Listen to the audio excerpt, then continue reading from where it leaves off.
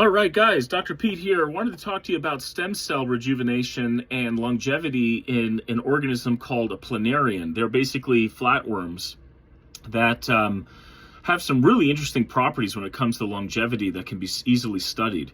So there was a paper that was published in 2020 called Fasting for Stem Cell Rejuvenation. And what they did is they recognized that these worms were able to rejuvenate and live much longer when in a fasted state. And the effects on these particular organisms was so pronounced, and of course it's easy to study a worm, that they then studied them all the more.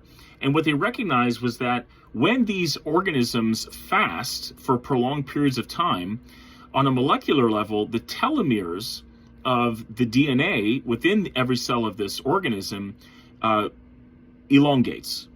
And telomeres are really important because not only do they protect DNA from damage, but they also allow, when telomeres are long enough, they also allow repair of DNA even more efficiently.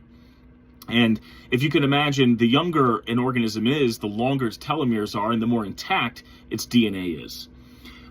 What also was interesting from this study is they recognized that mTOR, which is a very powerful molecule within cells, that was downregulated, as in there was less of it, in the process of these worms undergoing states of fasting.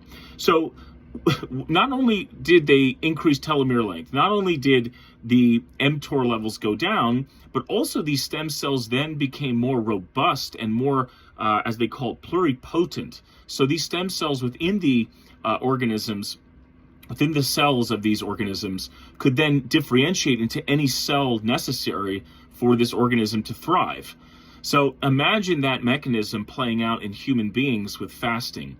And here's just another healing mechanism where the stem cell itself within the organism, which is a cell that can differentiate into anything it needs to be, can now be better protected, more highly utilized, and last longer.